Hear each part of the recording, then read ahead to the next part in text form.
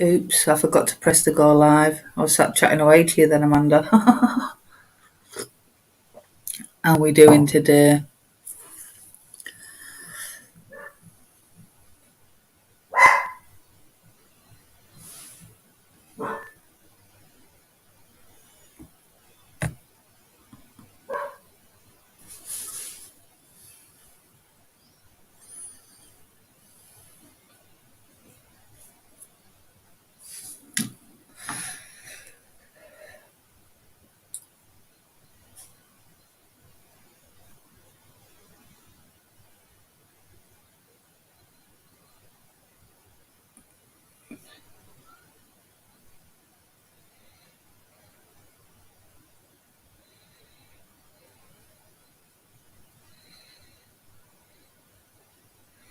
Hi Alex, good morning. We're just waiting for everybody to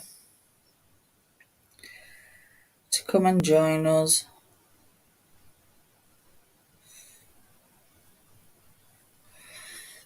I don't even know where Darren is. Somewhere in the house, but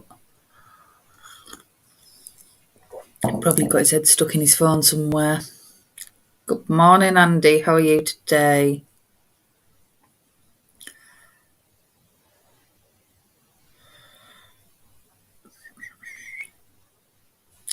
No, Jade said she could be here till a bit later, so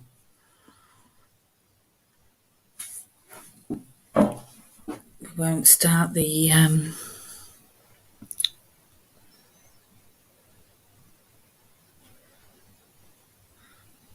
Oh, thank you, Alex.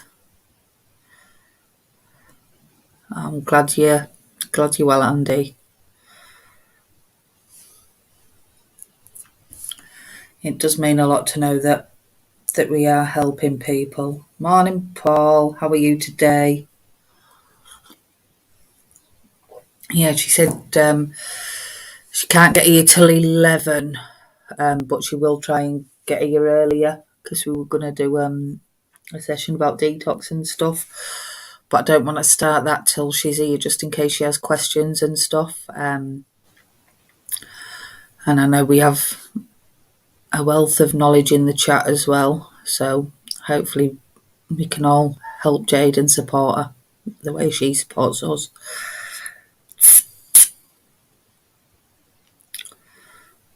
Morning, Mum. Hope you're well. It's hard being up here on your own. I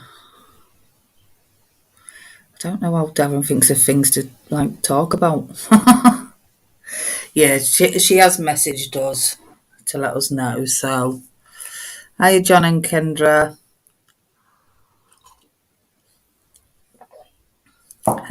Morning, Lisa Marie. Good to see you. Hope you're well.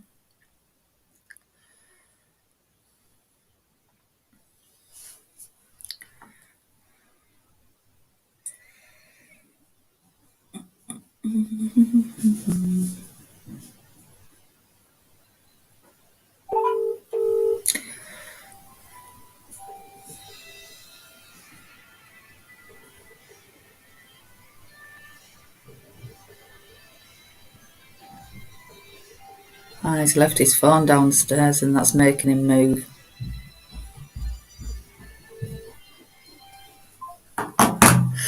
Good morning, Not. How are you today? Hope you're well. Missed you this morning. Babe? What you doing? I'm getting ready. Well, we're already live. Yeah, but I've got an appointment. I've got an appointment at 10:30. Guys, I'm sorry, I did tell Miss Tobbs this morning that I won't be on the addiction lab because I've got an appointment about starting a heavy goods. I mean, I'm a drug addict, I'm on methadone and all that, the drug test yet, but not now. You hope you're alright, mate. I've tried to phone you. People concerned about your man, blood. Anyway, yeah, I'm on methadone. I'm a heroin addict, and you've got to have drug tests and that, before you can even start to take driving lessons to be every good Strava. But yeah, I am going there now. I don't know if I'll be doing a drug test today, like, but so yeah, I've got an appointment about starting a course for every good Strava. And it's at half 10. I've only got 15 minutes to go, so give us a kiss. All right. Love I you. thought it was just a phone call. No, not a phone call. I've got to go. Ew.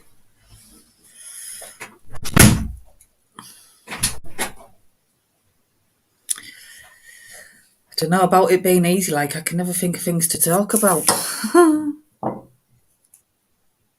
Oh, well. As long as you're all right, Nutter, because we all were a bit concerned.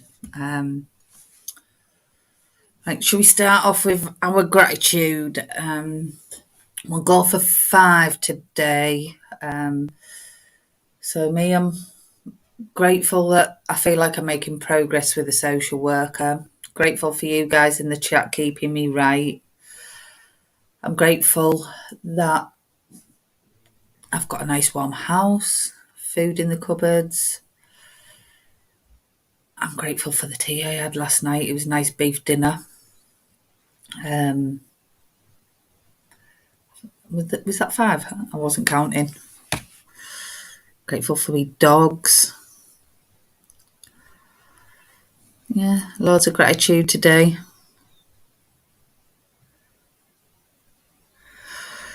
God knows with Darren. Don't think so, but you never know.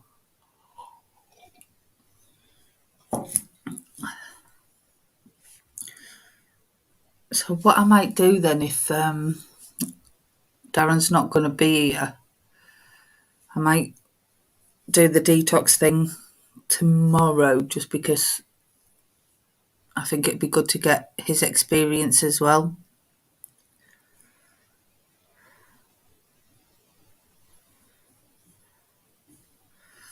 I know he's starting his course and everything. Well, that's what his appointment's about. So, but it's good money.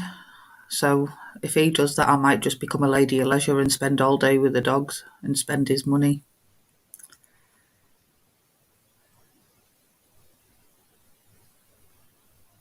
Oh, go on, Nutter. I love it.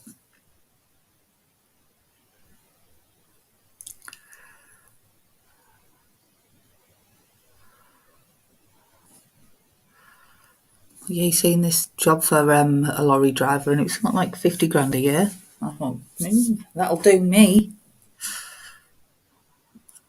I can just stay at home and be a dog mum and do these addiction lives.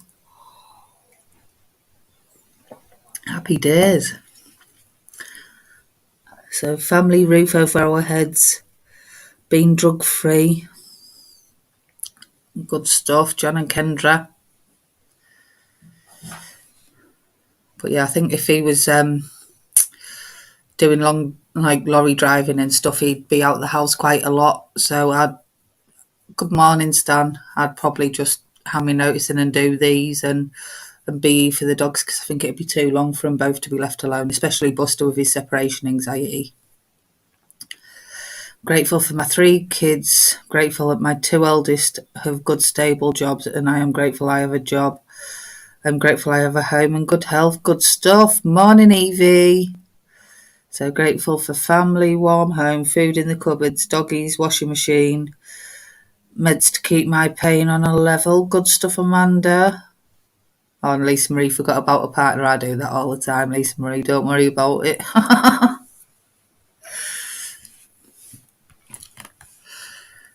Do you know what I'm going to do today? I'm just going to put the link out. If anyone wants to pop on and have a natter with me, it'd be much appreciated because I never know what to say on my own. I don't know how you guys do it when you're on your own on one of these things.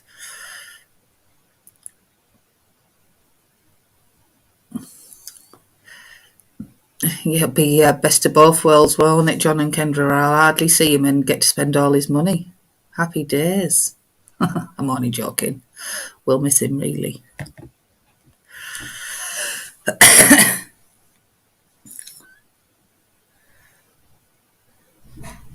Oh, I've got your Evie.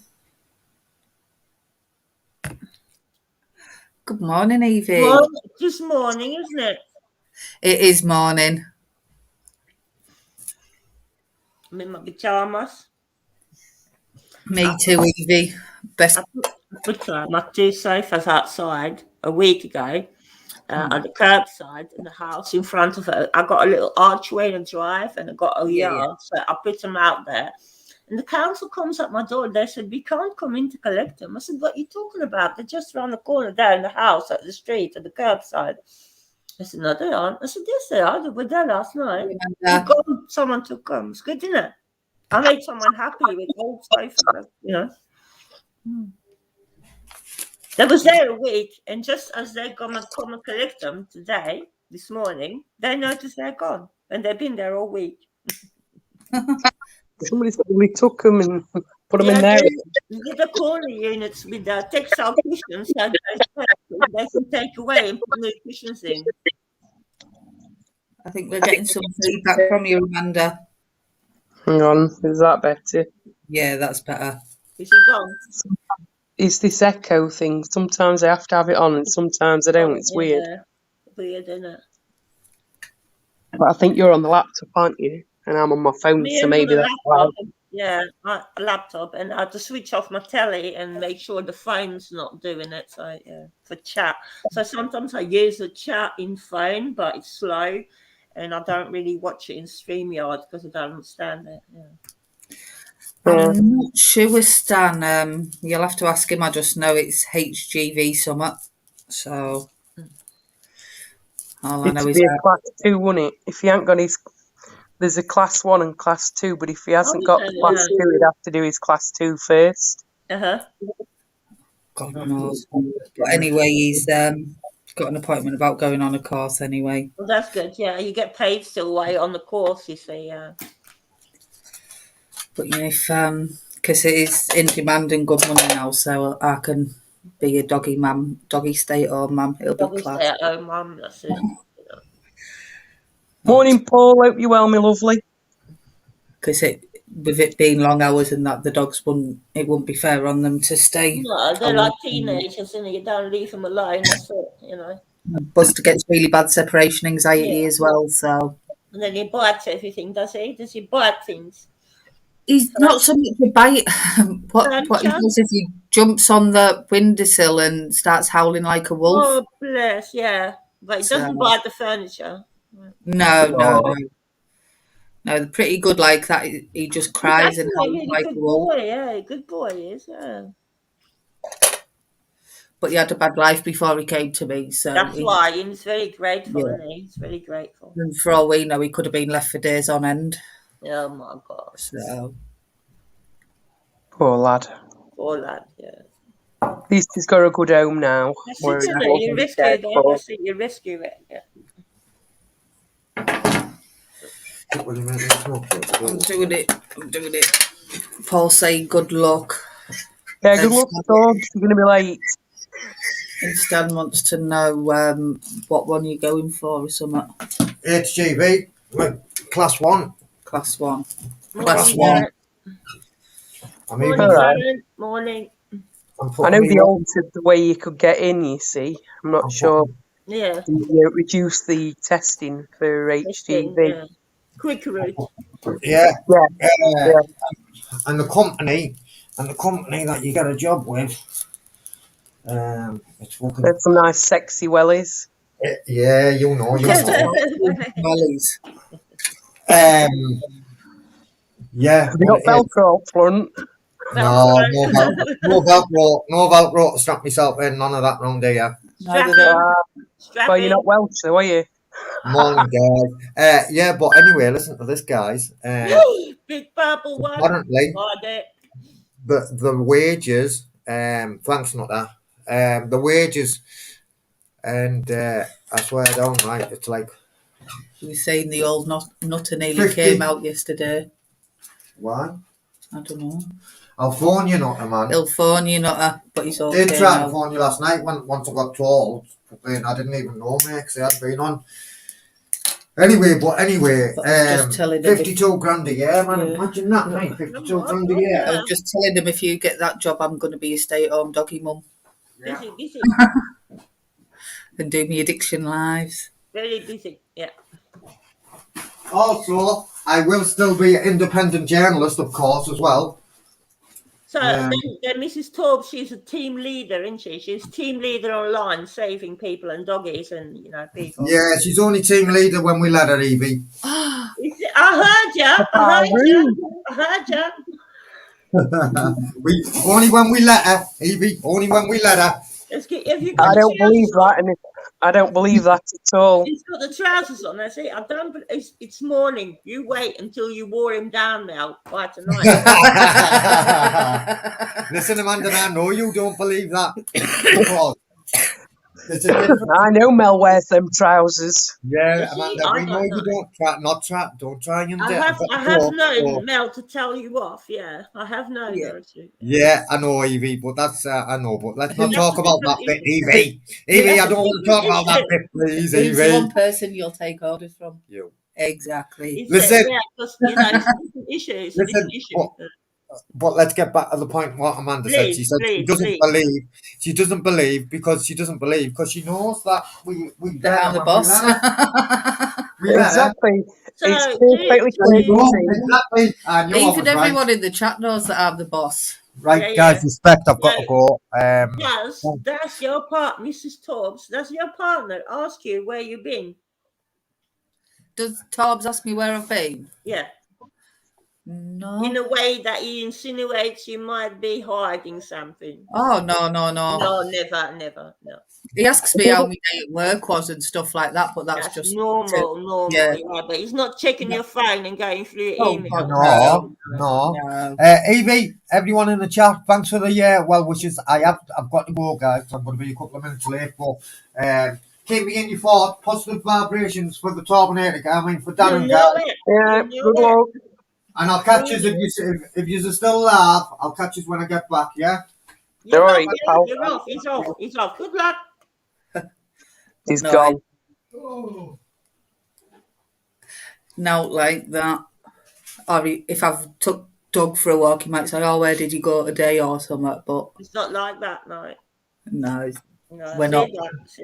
That's where you know that your relationship is built on trust, isn't it? Yeah, it's not. I've been in them types of relationships before, and I've had 3 years no mobile phone and having to ask to go on the internet. I've had that. But looking back, I think, how did I ever allow that? But they pretend it's for your own safety because people might turn on you because you're with him, and everything circles around them. You see, when they get like that. Yeah. The father of my kids was very abusive and very controlling, and definitely not I didn't see my friends when I was living even in the hometown. You see, they can isolate and restrict your movement if they're jealous. But you're lucky. Yeah. I am very lucky. Very lucky. So, I can just be me, and it's quite nice. Isn't it? You don't feel like you have to answer or ask permission to switch over the channel, I have to. And like just daft little things like, I know we are like not argue, but like I'll tell him stuff and that, and it's like if I'd just spoke to the father of my kids like that, I'd have had a black eye. Do you know what I mean? Where he just laughs and takes it in the humour it's meant. Yeah, that's it, isn't it? Yeah. But never a dull moment. No, I mean, if you both Gemini, I was with the last relationship that's significant, 11 years, and I was with a Leo. Now, they work really good together, but when it goes wrong, it goes passionately, horribly wrong. You know what I mean? They're good team members, but two Geminis, you've got to often reconcile, very often, with yourself and with the other person, of course, and because you're dual, you've got lots of opinions. He's a good egg. Is it? You both are, And he doesn't mind me playing pranks on him from time to time. And we do that all the time. It's really funny. Morning, Jay. If I would do that, I would be in serious trouble. If I had done that in my relationship, I would be. Oh, no. Can't So have none of that phone checking her out now. Yeah, it's missing about. You know, there's no malice in it, is it? No. So Jade, No, Darren's got an appointment to go for a HGV course, and what I'm thinking is we might do the detox stuff tomorrow, just because I think it'd be good to get Darren's experience as well, Yeah, because that's he's because he done knows a lot of stuff. numerous. Mm.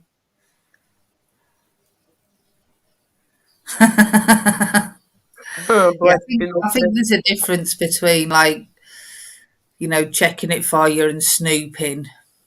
Yeah, if you check if someone's safe or you're checking if they're cheating, it's different. Yeah. Yeah, just not as saying he can just about check his phone, but never mind, Mrs. Not as she checks it for me. It But I can know also, you know, Not if you, sometimes struggles with all that stuff. So yeah, because I think there's a you're not chatting up anyone when he's at work, and you won't have that future projection of insecurity. You see, when people go away for 10 hours of a day, sometimes, like 8 hours work, 2 hours traveling, then they come back with questions, and that's the bad eggs, you know. yeah, Because a we'll good egg do will it know. tomorrow, Jade, just because I think Yeah, do his that. experience will be invaluable to you. That's all. I Yeah, didn't yeah, realise it was today he was on a course. He did tell me, but I forgot. yeah. Forgot. Yeah. Um, See, when it matters, isn't it? You've got someone's experience there. It yeah, really matters, you know. because obviously I've got worksheets and stuff, but So you are not what his problem was. You don't have the same problem, have you? No.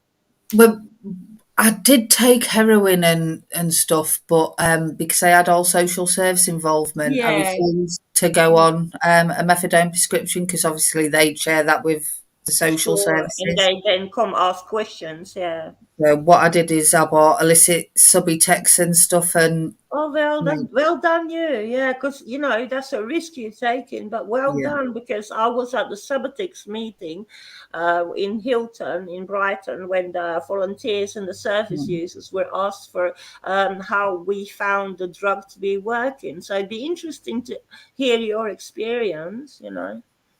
So yeah, I didn't. For me, it was I bought illicit Subutex and I didn't take them as recommended, shall we say? Yeah, but you took the substance. You took it. Yeah, Yeah. um, That's I important. was snorting them and stuff, just I know my friends did. rattling My friends they would have the bottle under the sink like green, like it's detergent. and And I said, "How come you take home so much?" And that's because they're established addicts and they can mm, self. But I say, if I have that in my tea, I'm dead. mm, Yeah, yeah. So Subutex is a substance that does it block all the craving? Does it?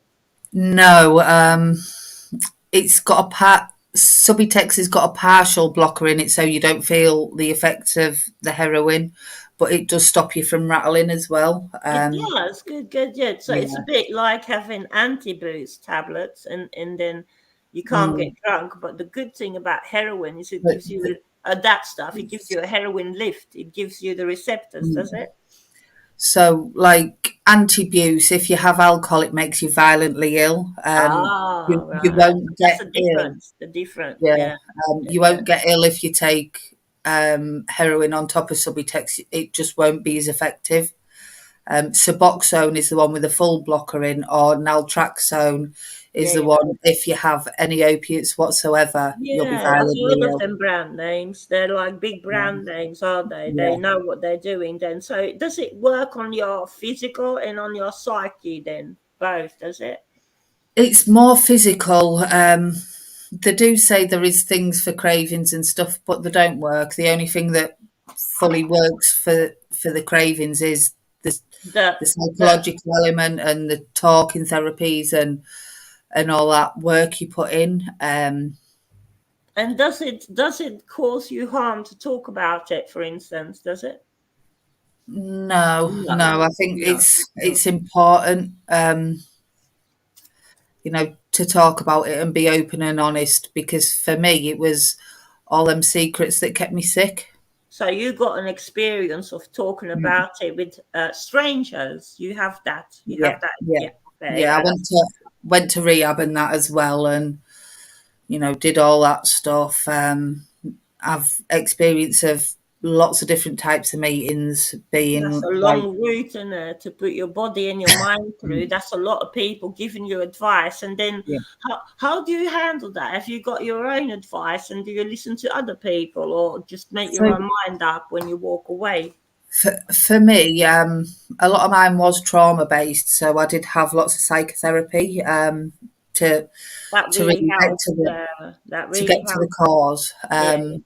I'm not saying everybody needs that, but for No. me personally, Yeah. it's all that stuff that I had to look at and kind So of process. so they teach you how to look at your problem and why you're Yeah, taking it. Cool. yeah, and Yeah. and process all that trauma, because I knew for me that was what led me down the substance misuse path in the first place. It was Did that trauma. people, So yeah, did people wrongly say to you that was an excuse? I said wrongly. Did they tell you that you are using the reason to self-medicate as excuse, implying you're doing something bad? Do you understand where I'm coming from? Did they suggest that you are using your background as an excuse to use? They did that. no, No, no, I didn't really get any of that, but not a lot of people.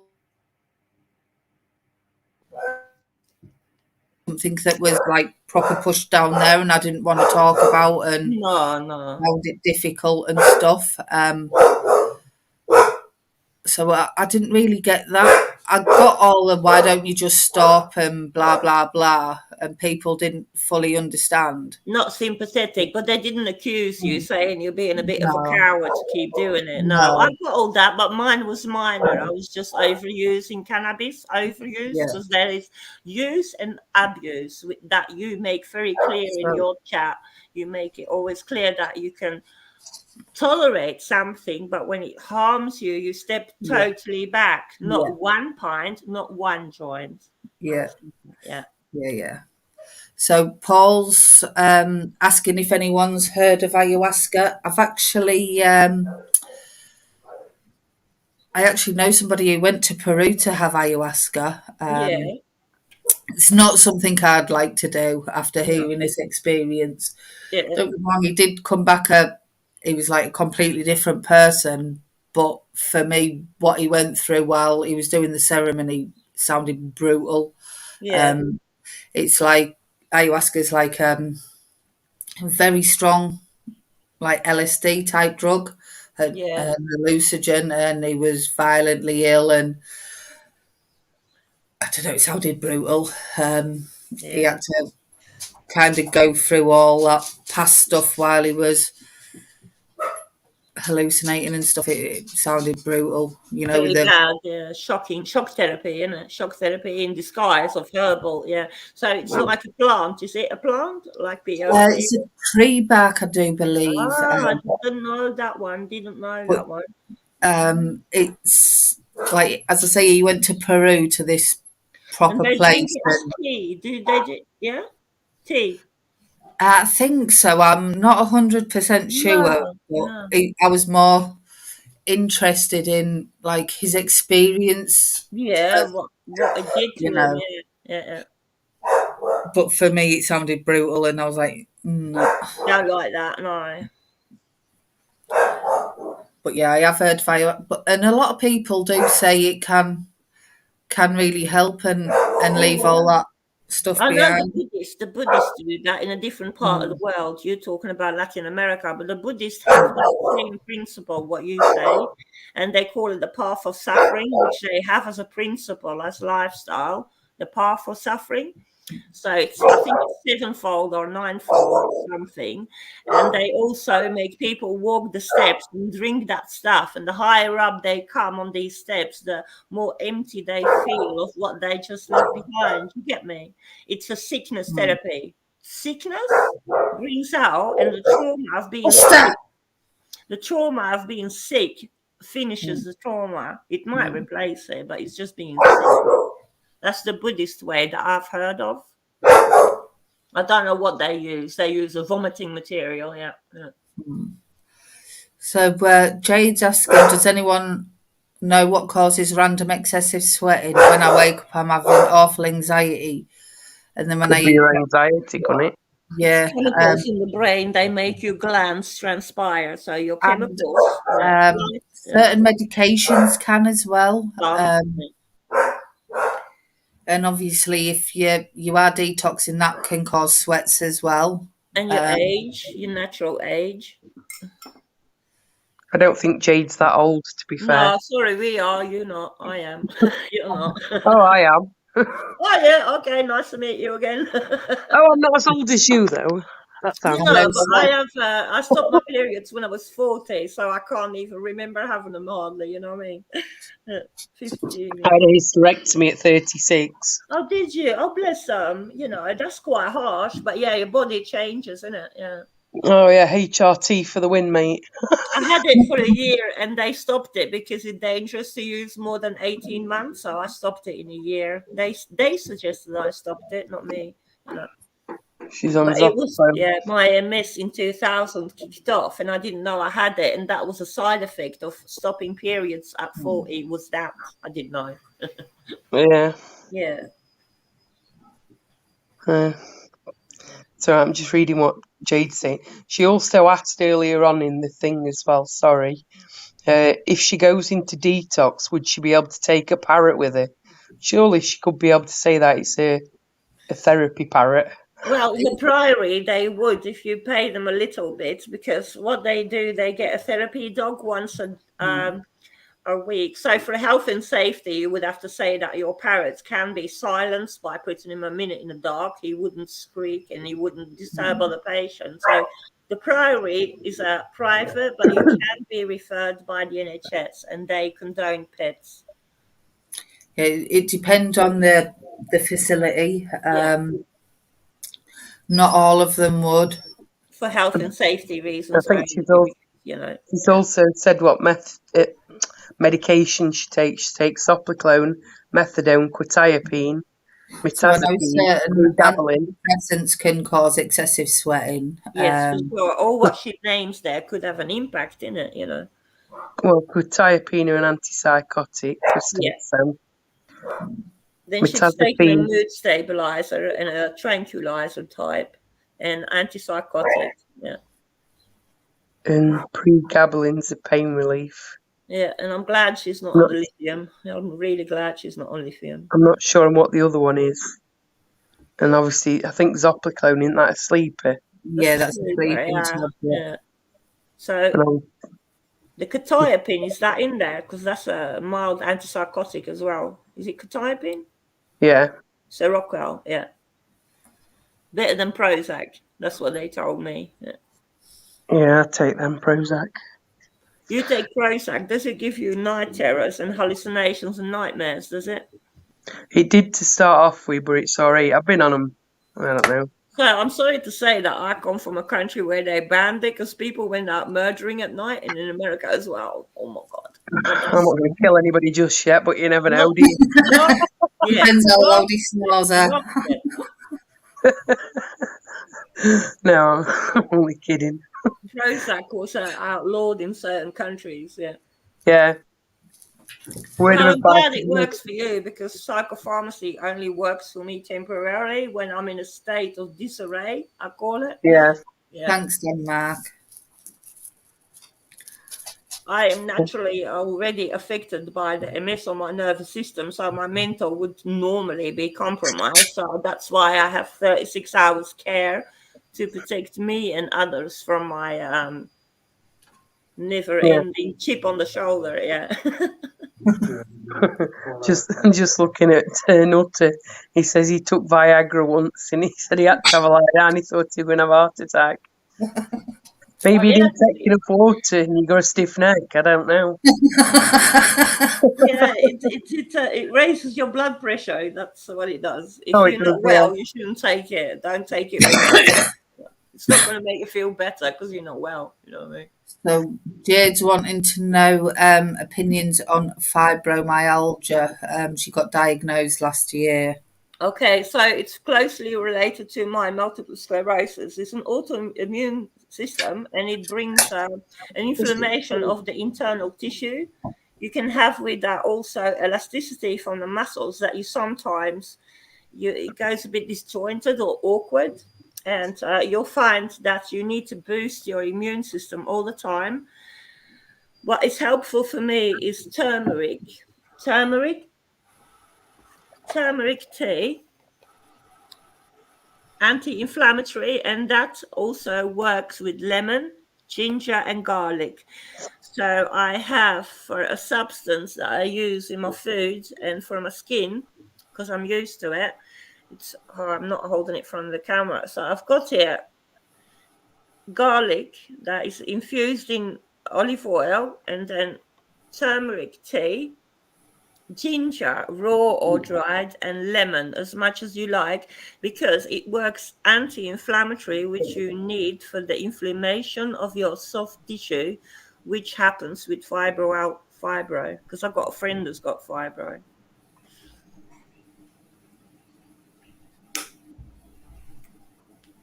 The host is making up coffee.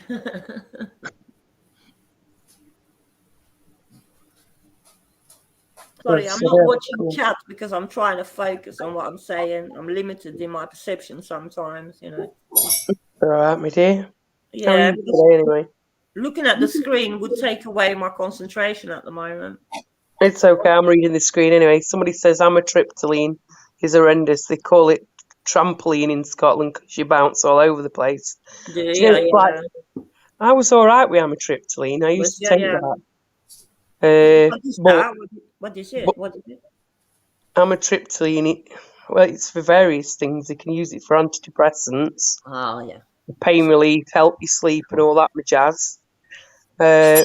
Anyway, they took me off them because they said, bearing in mind I've been on them 2 or 3, 4 years, they said they would interact with the Prozac, aka fluoxetine. So they took me off them, and now I'm on gabapentin because my pain. So I don't know if anyone's familiar with these names, because I get because I was young when I got into mental hospital permanent, was 18, and so they used on me Fluanxol, which is also called here Flupentixol or Globixol. Is anyone familiar in the chat with that? No. Fluanxol, Flupentixol, or Globixol, antipsychotic. So Mr. Beautiful Blues is asking you, Evie, how many joints do you have before you notice a medical benefit? I dose it, and my carer knows that I can go to the CBD shop, I call it. It's Holland and Barrett's, but it's mainly for that I use it on the sale, when it's a penny sale or whenever it's cheap, because it's horrendously expensive, more than street thing.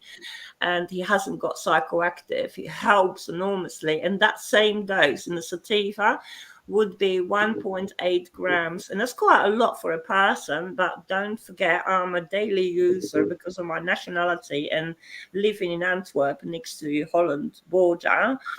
I was always allowed it to use as medication, and I've got a certificate of carrying it. But 1.8 grams of cannabis sativa would bring a day a total relief of my MS symptoms. I wouldn't say my psyche is good, because it suppresses also certain awareness. I'm aware of my senses are very heightened, and taste and music, but what is dimmed is your place in the world. Your reality becomes a bit tunnel visioned. Shame to say that, but I'm not really allowed to focus on myself and others because of it's very helpful for me and others to relate with my experience of psychiatry. See, so when I know that I'm using 1.8 grams a day of cannabis sativa, then I have to bear in mind I might need psychotherapy at one point, because I am narrowing my outwards perception, my interaction with the world. If I do that, then everything coming towards me is abuse, because there is a sort of fragmentation of a person when they become psychotic. Hmm. And PTSD and psychosis is related because PTSD opens in one go, like someone kicks the doors in of everything that's ever happened to you. So my carer said, "Why are you now ranting like Hitler in the bunker?" He says that because I'm Belgian and he really calms me down with that. You have been ranting in your flat, not at him, but in general for 2 hours. What do you get out of it? I don't get anything of it. It's just an illness, isn't it? So there is no satisfaction in becoming like a mildly acute psychotic and rant and rave. So you saw my latest live YouTube and you went, "Oh my God." And he said, "Yeah, well, have I done something wrong to you or anyone by putting the crisis response team a mental health call on display?" He said, "No, I just think you talked about me and you named me, and that's a bit." And I said, "But is it malicious, or is it going to affect you in a bad way that I say my carer is that name and lives in Hastings?" He said, "No, actually not." And then also we agreed, the mental health nurses, that if I share my semi-psychotic acute episode with the world while I'm on the phone to get the help, is that beneficial? Yes, to me as well. I lose 10 subscribers and I gain 20. I've actually checked it. Or if people don't understand anyway and just think, I what's don't want going on. subscribers that only want me for my biker videos. I don't want that. Bless you. DeWitt said he got some Viagra tea bags. It did nothing for his sex life, but he can dunk his hobnobs without them going soft. This is it. This is it. It's all in the mind. It's in the mind. When the blood pressure is in the penis, the mind follows. That's what we need. We need the blood pressure in the private parts, and then it works. Yeah, but most men ain't got enough blood to run both, have they? The brain in that. I haven't said a word yet. You didn't need to. You basically said it in a roundabout way there, Evie. When the blood pressure is down there, the heartbeat feeding the manhood. You know what I mean? Only kidding, lads. Don't worry. This is not rude or offensive. This is not Victorian days. We can say that, Excuse me, sorry. So Join us today. I must admit that when you are from a different continent and culture, and I've been here now 26 years, the first couple of years I was quite being told, like, not tactile, not directive, and not explicit, because we are British. So I said, yeah, all right. I'll stop hugging and kissing in the street and touching everyone and going, "Hello," and talking about every subject you can imagine at the dinner table. I stopped. And then I came 4 years later. I visited my family, and they said I had actually quite English-fied. I said, "What are you talking about? We're all the same people." And they said, "You are quite reserved." Now, you've known me on the panel and in chat, and I'm not reserved, but I have become more reserved. So you can imagine how a culture difference makes you change, because I wouldn't, in Belgian chat, be as held back as I am with Mel for two reasons. One, I respect her topic of the channel. And two, you're my English friends. I'm not going to lower myself to the Belgian standard and offend you all for a laugh. We do. My family came from Poland originally. You know that they can be cheeky buggers, Yeah. Yeah, me nana and granddad were Polish and came over here after the war. It's very common to talk about subject the English wouldn't even touch at the dinner table, isn't it? Yeah. It is very common. Yeah. Very blunt as well. We are very direct. Like, I would slap a condom on the bar table and said, "My place or your place," and it'll make everyone laugh. Like, I might not follow through, but he might, Hiya, Purple Spliff. Hiya, Purple Spliff. So Jade's asking if I still get cravings. Every now and again it'll pop into my head, like if I seen a Bailey's advert one Christmas for this. I think it was caramel Bailey's or something, and I'm like, "Oh, I bet that's nice." And then I had to kind of laugh at myself, thinking, "Oh my God, where did that come from?" Would you have one of these chocolates filled with cherry liqueur? Would you? No, yes. Would you? I don't like them, but I have got to the stage now. Like when I was in early recovery, I couldn't have anything that tasted like alcohol. But I am. Nothing. See, you had aversion therapy. Who gave you the aversion? You? It was. Or- I, I just couldn't do it because for me, a lot of people who drink don't like the taste, but I actually enjoyed the taste. So yeah. for me, I found it difficult, so I just avoided it completely. Whereas now I've got to the stage where I can have things like food cooked with alcohol and stuff. So you wouldn't go further. No, you wouldn't have a glass of No, sherry in front of you. No. no, and we don't have any alcohol in the house or anything like that. No, you can't sit with the old ladies now. So. And for me now, it's not so much a craving for drugs. It's if I'm having a bad day and really struggling, Yeah. I just want to shut off my head and my emotions. Yeah. So it's not so much a craving for the drugs, it's a craving to just shut that noise, if that Yeah. makes sense. Yeah, I get that. Get out yourself a bit, you know what I mean? Just You know, 'cause when your head's all empty. yeah, I get that totally. Mm. That's why, you know, I stopped drinking myself, but I was quite young anyway. Yeah.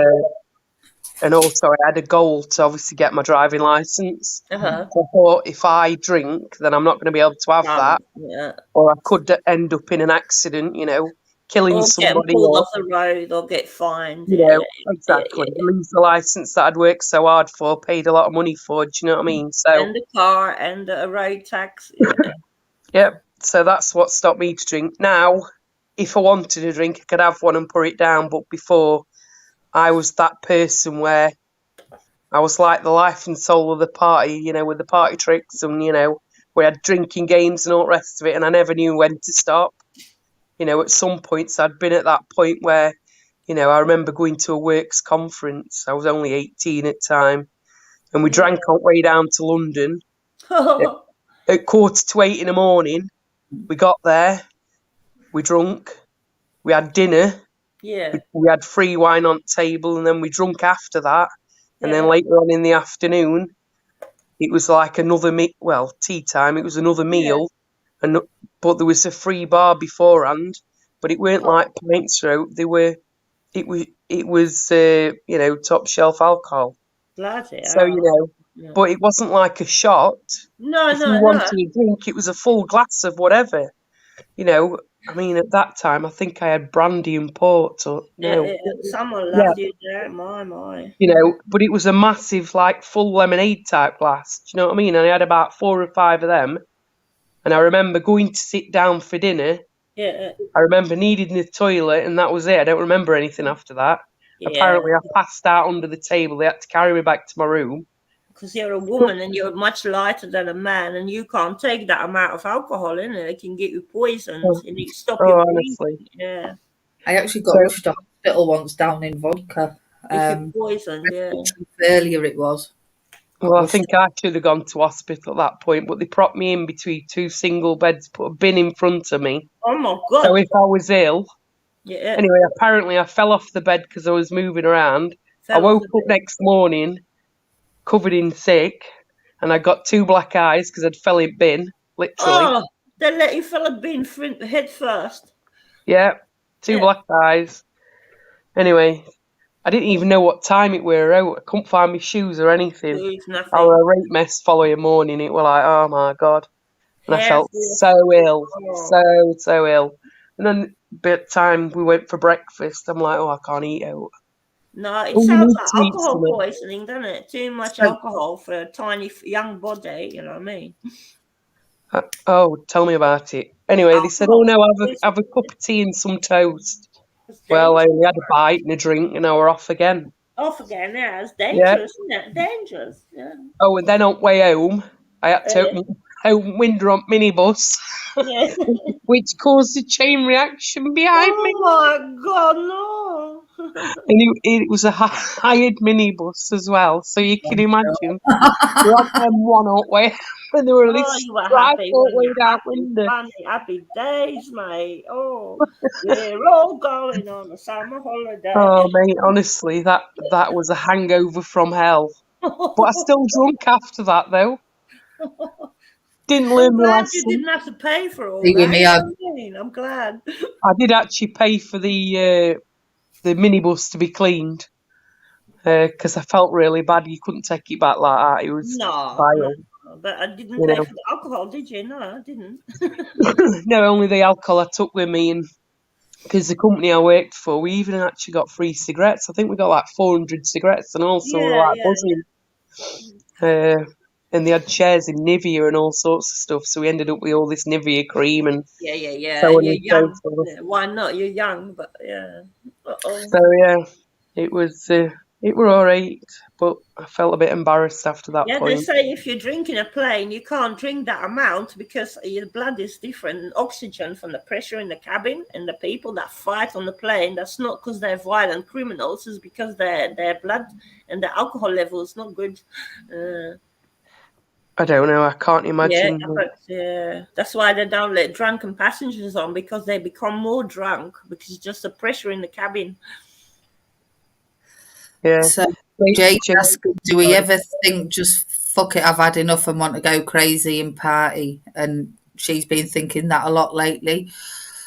I'd be lying if I said it didn't ever cross my mind, but for me, the secret is to try and make your recovery fun.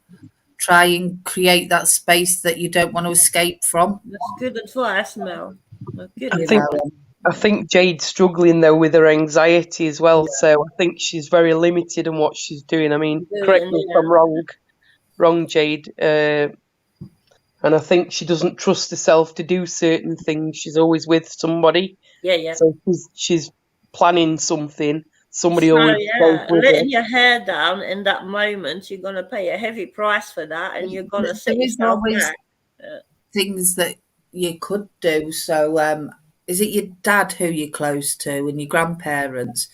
You could maybe, I don't know, go to a cafe for a breakfast or go for a walk somewhere quiet, or it's it's about you as an individual. Start off small and build on it, The because least that you will can help your do on anxiety your as own, well. yeah. The least you You can know, do on your own that doesn't cost money. mm, Something like that. Every day, make a little list you can do. Yeah, I and think small little goals, even if it's something yeah, that you're planning and take weeks, and you're really looking forward to because you want to do it. Yeah, It's an incentive for yourself, isn't it? yeah. Do you know what I mean? That's what I And feel anyway. yeah, what one thing that helped me, I got one of them tins from, I think, Pound Stretch. You know what? You need a tin opener to open, and I'd keep putting. Whenever I got paid, I'd put a bit of money in it, and I'd save up. For me, one of my biggest things was the guilt of how much I'd let my kids down. yeah. It's the little things. Yeah, So for me, that money that I was saving, we used to like go out like once a month, somewhere random, whether it be York or wherever. We'd have a day trip out or the beach or whatever. And yeah, then the more comfortable I got with places that were quite local to me, what I just needed to get one train, then we'd start going further afield. So I took Mason to a mini festival at Chester for the full weekend, and then I took Burley to Liverpool for the full weekend, and booked hotels and stuff. But it all started off on them small little day trips, that were local, and I built on it till eventually I had the confidence to take them to Mexico. Oh my God, yeah. That is something else. Yeah. Yeah, Jade says she lives with her dad and grandparents. They take her places, but she feels a burden.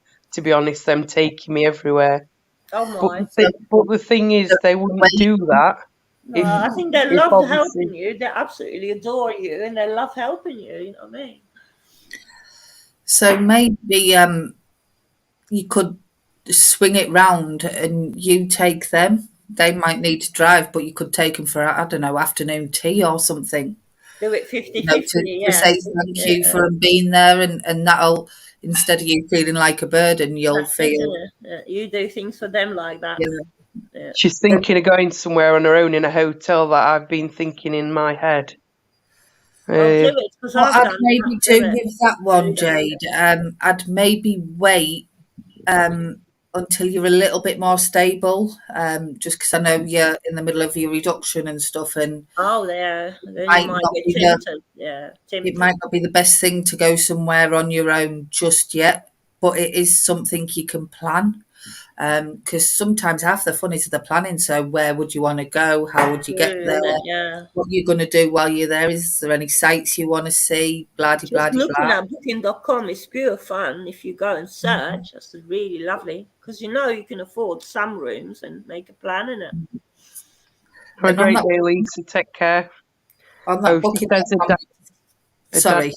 Sorry, her dad's a functioning alcoholic too, so she has to live with that. That's why she goes to bed early to Yeah. avoid him drinking. Yeah, I can understand. It's been quite difficult, but yeah, like you say, maybe even if it, I don't know whether you've got any friends or anything, Jade. Obviously, aside, drugs and alcohol or whatever, just somebody, a friend or Yeah. like a sister or something that you could go with to this hotel. Mm. So you're not alone and you're supported, but like, even if it's one of these with like a sparring and, and a jacuzzi and pamper yourself, Yeah, sounds feel good. good about yourself, even if you take some products with you, face mask and, Mm-hmm. and all that malarkey, that'd be a good thing, wouldn't it? In it. Yeah. Oh, Evie, Paul wants to know, have you seen the program called Mythbusters? Yeah, I did. Yeah, yeah. Oh, bless you, Jade.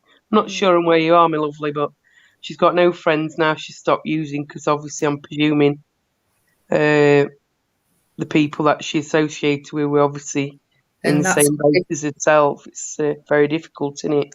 so. I remember coming out of rehab, and obviously I'd changed, but nobody else had. Yeah. And obviously all the people I knew either drank or used, including my sisters, all my family. And I remember the first day I got out of rehab, I hadn't seen like my oldest sister who passed away for like ages. So I went round her house and she wasn't in, and I got told she was at this guy's house round the corner. So I went to see her, say hello and everything. And Yeah. she was pissed as her fart and spilled half a bottle of wine down me. Oh my. And I was like, oh my God, how am I going to do this? Yeah. So I ended up going home and everything. The place where she was, they were dead sweet though, made me a cup of tea and everything and saying well done and everything while Good. Yeah. everybody was pissed as a fart. And I'm like, oh God, I've got to get out of here. In it. But yeah, it was really difficult, till I started establishing new friendships. You're kind of in a bit of limbo because you don't quite fit with all your old associates, yet you haven't got the confidence to make them new associates, and it's a bit of a minefield, and it can get quite lonely. Yeah. But there is light at the end of the tunnel, Jade. You can form new positive friendships, and be that responsible, productive member of society, so to speak. I know with me, Even when you're damaged, there's a lot to give to other people. So, definitely, probably more so. well, this is it. And Just, you know, feeling limited if you can't leave the front door or you feel insecure of walking down to the beach, then don't feel limited because every baby step is going to be an experience you can share to the next person with that particular issue, You know, Mm. I read not go to any groups or anything. not at the moment. She does some online ones. Yeah. Right. Because I she read- might find somebody of a similar This in is a it. You're group. always useful, always to You know what I yourself mean? and others. Yeah. You're not limited. It's an extra, it's an enrichment by you doing these steps and the planning. It's making your life and other people's life richer. I read a quote on Facebook the other day, and it really resonated with me. One day, what you're struggling with now is going to be somebody else's survival guide. Uh-huh. And I'm like, yeah, I like that. Don't ever be scared to share your story. You know what I mean? Don't feel shy. You don't have to put a face and a name to it. You can write it as an anonymous blog, but you go through that and you are your master. You become the master of your ship because you took it through heavy waters, darling. Exactly.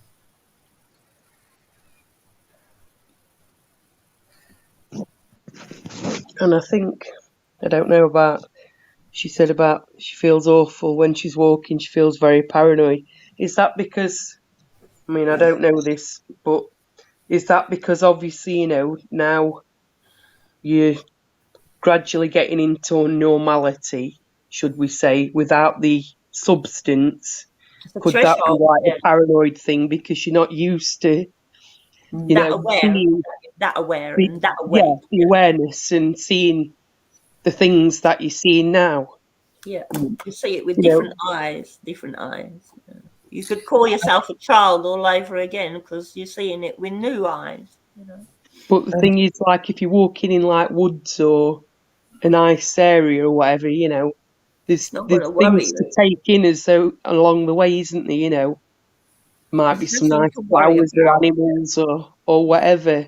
Your water and whatever, you can absorb those in. I think it makes you feel good anyway, Yeah, personally. that's why fear is an enemy. Fear is an enemy because it limits you what you do. Fear is not your friend. It's not going to look after you. Fear is your enemy.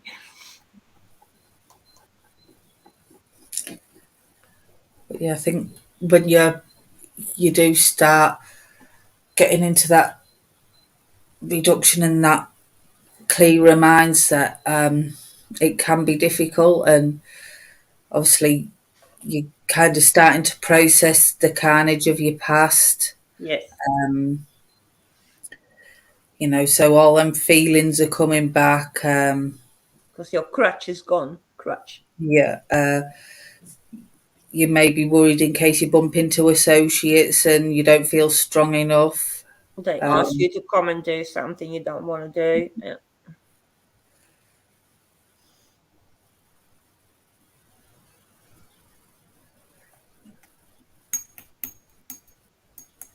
She says, I've always been a paranoid person, always used to hide my feelings. Where I live with my dad, it's in the countryside, it's nice, Yes. but Yes. very lonely.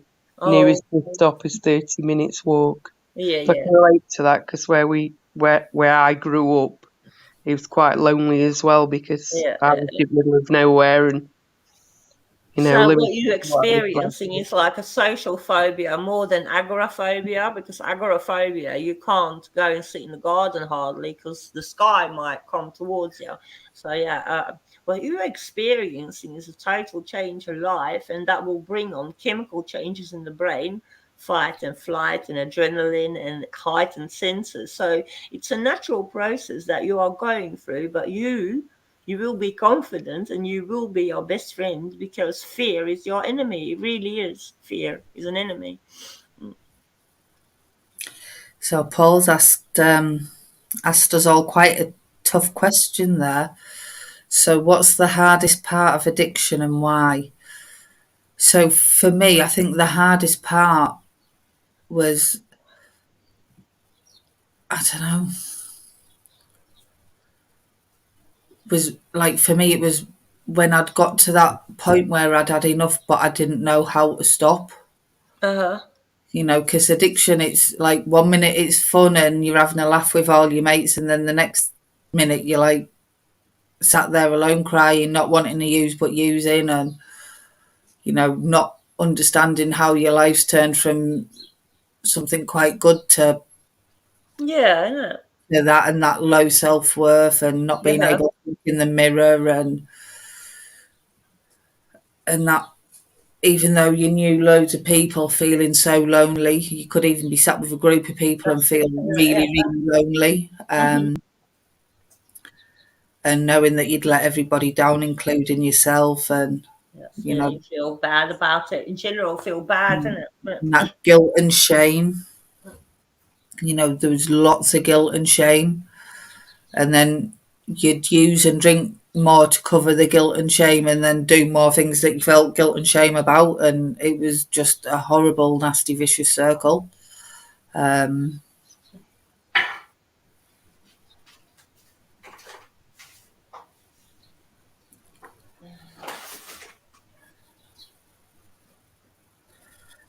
They do get less powerful though, Jade.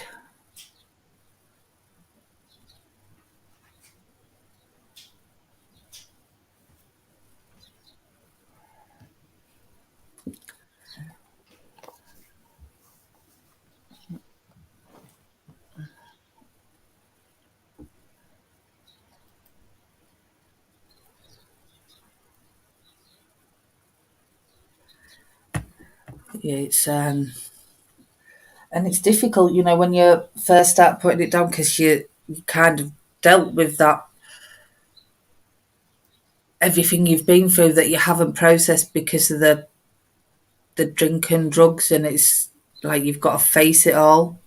So this is what you could do. This is what I call the writing journal. So you can buy these like topical. I bought this one online from a friend. But what you do, it's a book, and it looks like a book, doesn't it? It looks like a soft book. But what it is your book. It's your writing journal. When you go through a journey, you write down a journal. Bear witness to your journey. So if you put a positive message or a picture, or you buy it as such, and then every day you take it and you bear witness to your own journey, what you like about yourself, what you did, what you didn't want to do, what you couldn't do, and how you feel about yourself today, and then you fill that, and at the end of the day, what have you got? You've got a writing journal, you've got a journey. That's your journey in your journal. So you've got your story there, and it can really help you when you go, oh, no, how did I feel Monday? And what was last month about? And how did I become? Oh, look at last year. You know what I mean?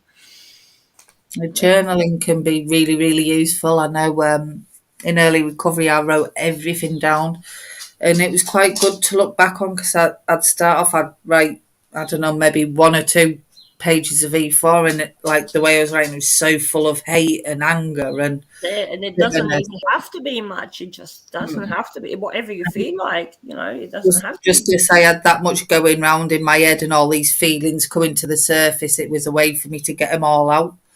And obviously in early recovery there was loads of them, but as I went on, like I was writing less and less. Yeah, and different. Slowly going from all that hate, bitterness, anger to really positive and talking about rainbows and frigging poetry and stuff. It was bizarre. Yeah. Mel, you could write you've written your bits, and you could hand it to Stephen King like a horror writer, and they could make a film out of it, couldn't they? What you've been through, you know. Most of us. Yeah. We had to write our life story, and oh my god, it was horrendous. It was bad, wasn't it? Bad to remember what you shut the doors to, you know what I mean? Why have you become like that? Well, he did that to me, and oh my god, really? And like that, yeah. I was quite fortunate to do my life story with a psychotherapist. I had to write it all down, and you had to write your life story and answer like about 400 questions in the rehab I went to, and it was same in psychiatry. I got them year after year, 300 questions. Here's your book. Brutal. Proper brutal. And some of the questions. This is sort of like that self-reflecting in a therapy. And I'm not allowed to do cognitive issues. I can't. Are you tyrant? But yeah, the first thing I did once I'd shared it all was I went outside and I burnt the lot. Oh, you did? Yeah, you didn't put it precious snow. You burnt it. Yeah. Did someone tell you to burn it, or did you just do it? I just didn't. They said you could do what you want with it because it was yours, but I just thought I want to burn it. And for me, that was quite therapeutic. You know, watching all that carnage of my past like go up in smoke, so to speak. So we got a principle of that in psychiatry. We call it anger paper. You know, once you've thrown away all your anger and your rage, after you've done that on it with big letters or whatever, then you burn it and we shred it. We was in a safe environment, so we had to just completely shred it and throw it in the bin. The physical action of doing that gets rid of it. That's it, you know. Anger paper.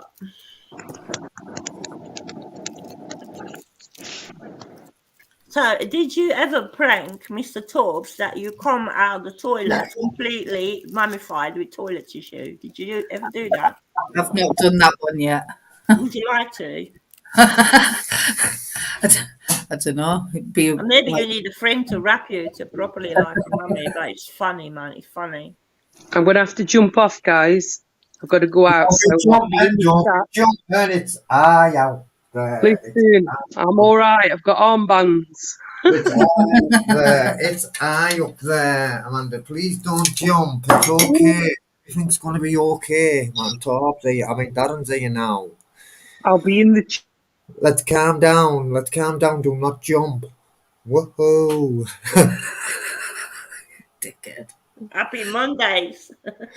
We like Happy Monday. Tuesday. Oh, she's jumped. She's still in the chat. She's jumped. Who's your bad man? Okay, give me 2 minutes, guys. I'm just gonna make a cup. Where's my passport? I need to send the guy my passport. In the green bag. In the group behind the green. I'll do it after this, Yeah. So Jade's asking how it went. I'll just make a cup and I'll be here. Yeah. Oh, who's asking? Jade.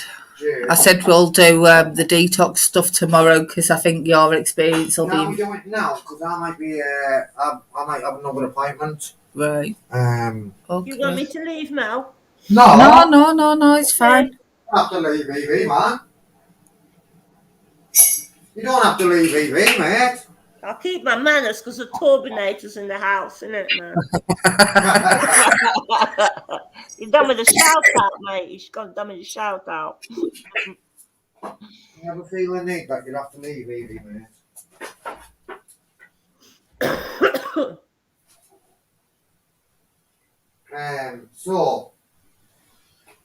Yeah, I'll do my experience of Pass us a packet of Rizzlers as well, babe. Risley, yeah. Get back up. I'll do my experience of me coming off methadone and what. Yeah.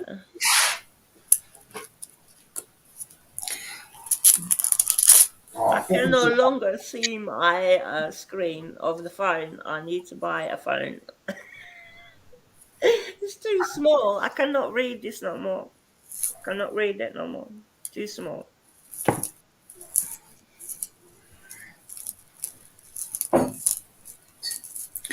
So it may help Jade to find a new hobby because it can be a massive distraction from your thoughts. Ask Jade, has she ever come off methadone before? Darren's asking if you've ever come off methadone before, Jade. Or any or opiates full stop? Or opiates full stop. Have you ever done any kind of detox or rattle?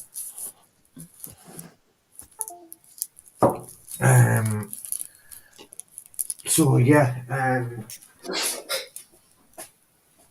I was replying to No More Lies, but I'll put that on the back burner and I'll finish that off. I fucking swear down these have got this wrong and I fucking honest man. I'm not wrong, man. I'm fucking sick of terrible. I'm gonna do some training with her at some point as well. But so has Jude answered? Not yet. Okay. Let's wait till she answers that. No, I've experienced full-on rattles from heroin and methadone, though, but managed to score after, say, 24 hours. Right. Let me change But I this. think she's going to a detox in Bradford as well. So. Oh, that's even better. Jade, I'd say that's even better. Give me 2 seconds while I'm just going to get some tissue to blow my big conch. And I'll be with you. So when you do your detox, Jade, at Oasis, do you know how many milligrams of methadone they want you to be on?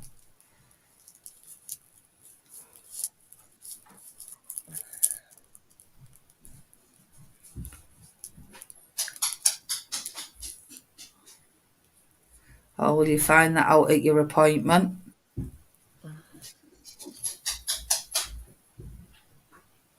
Pussycat! Pussy! Emmett! I thought it was 20 because we used to use that one at my work, Oasis at Bradford. Pussy! So it's all to be discussed on the 22nd, but I think she needs to be down to 20 mils to do a detox at That's Bradford. quite low, that isn't it? They usually say down to 30, man. but it's not a problem. I wouldn't say anyway. So yeah, my experience then of doing detox from methadone. There's your phone there. Sorry. From doing detox from methadone is this. I had done rattle. From let me empty this ashtray. It's not west. Sorry, Jade. It's not west. No fucking empty ashtray. Dirty ashtrays, man. I do apologise. It is supposed to be a good facility, the one at Bradford. Right. So, my experience of opiates and withdrawals and coming off and then coming off methadone as well. So, my experience is this. The first ever time I came off opiates was in a cell, behind the wall, behind the door. I had no choice, and it was quite. I had a big habit though of gear and methadone, so I had two habits in one. That was quite an horrific rattle, if I'm honest. It was quite an horrific. I wouldn't wish that. Okay, Amanda, respect. I wouldn't wish that on my worst enemy, if I'm honest. What I will say is, I've also been put behind the door and done a detox rapid. Just come off it with nothing. And that wasn't as bad as the first one. Now let's go to methadone. So I'd come off gear and methadone at the same time, and I'd come off gear. I'd never ever come off methadone, and I used to listen to people saying it's fucking Western coming up the gear, it gets in your bones, it drags on, no sleep for a month, blah blah blah, and it was fucking horror stories. You slept through your last one. Yeah, that was the medication, wasn't it? But then if Jade's in a facility, they'll be giving her medication if she's struggling with sleep and stuff. Yeah, 100%, but they won't be giving her that thing with Leflexidine. But anyway, so I started reducing on the methadone. It was taking me down 5 mil per day. 5 mil per day. So I went in, I think I was on 30. They took me down 5 mil. Let me stay on that. I think once you go on a detox, they'll let you stay on that. I don't know if it's a week or 4 days. I think it's a week. So they'll let you stay on your 30 mil. In your case, it'll be 20 for a week. So if you have been using on top, you get stable on your methadone, and then start reducing me from 30 to 25 on the Monday to 20 on the Tuesday. Then once I got a 20 mil, what they start doing then is they slowed it right down. I say slowed it, it's a fucking rapid detox this, like. And that was 2 mil. From 20 mil, 2 mil a day. Not forgetting, I'd had all these fucking horror stories off the lads and lasses on the estate. Then I was getting it off the lads and lasses in the rehab for you're going to be bad for you don't 20 mil now, it's going to kick in. My experience is this, and this is on every detox that I've done on methadone. I've never had any symptoms at all, and I've done many detoxes where I've come off it on 10 mil. So I took 10 mil one day, and then the next day just thought, that's it, I've had enough. I've went all the way down to 10, 8, 6, 4, 2, none. Again, listen to this. 2 mil of methadone. I was sleeping normal. And then as soon as I didn't have the 2 mil, I was uncomfortable, I'd say. I was uncomfortable. I wasn't full on rattle like I was when I was in jail. None of that. I was uncomfortable. That's it. Basically, but I had the mindset of no pain, no gain. Uncomfortable. Wasn't a full on rattle. It wasn't fucking anything really to cry about. Like I say, it was uncomfortable. I threw up a little bit after day 3 and 4. That's it. But not as much as I was fucking throwing up when I was behind that door. Um, And I think that's what it is. If you've ever done it like bareback, it fills you full of fear, thinking, "Oh, I'm going to have to go through that again." through that, yeah, and you When the don't. reality is, Darren, as Yeah, what do you think of the film Train Spotting then? Does train it show spot. it? It shows it, doesn't it? Yeah, basically, yeah, Evie, it does show. Shows the worst side of it, doesn't it? Yeah. And I think there should be more films like that, I think so. educational. To just keep in mind that these people are not well. They're not criminals. They're not well. You know. Go on, Evie, respect. yeah, Yeah. it's going to be completely different to that, Jade. You know, work with your key workers and stuff. You know, reduce. Restless legs, I know, it's horrible. But you know what? Like when, sorry, well, like Mel saying, you know, keep working. If you're going to detox, man, you've got that support around you That's it, 24 innit? hours a day. You Use know, it. Use use it. it, man. Tap in. And if you're struggling, you know, because what it is, what I will say as well is, I was uncomfortable, and my head was saying, "Let's fuck off. You'll be all right. You can go home." I Like a lied. bank. Let's go home. I'll be comfortable at home. I can do what I want. Blah blah blah. I can fucking come. I can go. I can fucking go to bed when I want. You know, because there was a routine in the detox centres where I was. There was Yeah, routine, yeah. and the last thing I want to be doing was being in a routine. I want to lay on the settee and dwell. But when I look Well, back, yeah. being in that You're back. routine takes my head off that rattle. Do you know what I mean? Yeah. I'd say tap into it. If you're struggling, fucking tell them, man. You know, I'd definitely say, Jade, it's nothing like when you're in the police station, mate, and you've And got that habit and fucking your habit sky eye. It's nothing like that, mate, in my experience, and I've done some detoxes, mate. Yeah, yeah. You know, what I believe as well, Jade, you know, obviously your head must be in the right place because you want to go to detox. You know, you've got it all set up, you're going to detox. Listen, for me, get that. That's 90%. This is 90% of the battle. The 10% is Yeah. uncomfortable, and that's the truth, mate. That's the truth. That's 90%. Get that in the right place, and you can, and you so will smash it, mate. I've got fucking every faith in you, kid. each rehab's different, Jade. So you usually have a time to get up. Bedtime and meal times, a set times, you know, just routine like that, and a job. Maybe my job was to over the fucking stairs. Do you know what I mean? I didn't want to over the So stairs. Yeah. when you're on a detox, they will give you medication and stuff. And when you do your application, you mention stuff like your anxiety, and it's not really like prison. It's, you know, you're surrounded by people who are going through the same. Same. So you can support each other and stuff. You know, and I know the detox isn't as rigid as the rehab. They do like to get you involved in a bit of group work and that while you're doing detox. You know, just Use it, man. Innit? but you will also have the benefit that It's not like prison, mate. there's like a professional where like 24 hours a day. So if you are struggling or anything like that, you can go and talk to them at whatever time. You know, even if it's the middle of the night. You know, there's quite a few times when I was doing my detox. So you'll find that rehab usually happens after the detox, because like Oasis, that's more to get the drugs out of your system, and then you can go on to do the rehab, and then they are more structured, you know, and if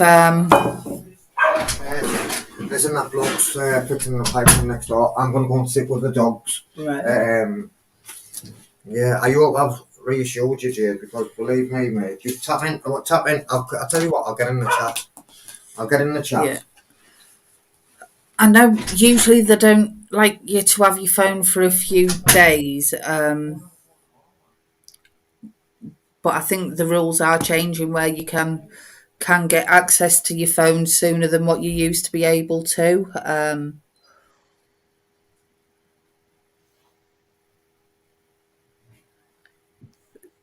What I do, Jade, is I'd definitely try to go and sit in. Obviously, if you are feeling really bad, they will understand because there'll be a few people in the same boat as you. Yeah.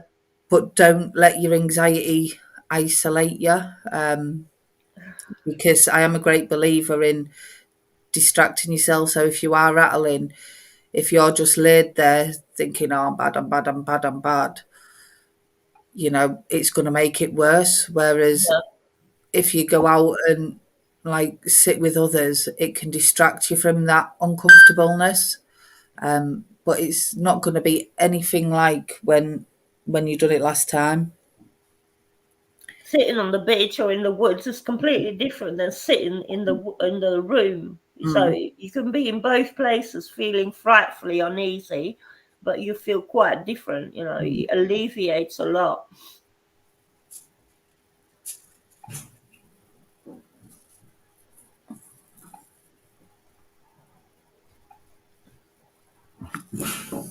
And they will take all that into account as well, Jade. As I say, when you do all your paperwork and go through that process, that they are trained medical professionals who work Yeah, in detox facilities, and they will take all that into account. But I think when you've had a really bad experience previously, it does fill you full of fear. uh-huh. But this time round, it will be completely different to when you did it last time. Just because you are in a medical facility, and they will have experience of all that. You've got to think they they work with people like you all day, every day, and probably people who've got worse health conditions than you. So they have got that experience. Uh-huh.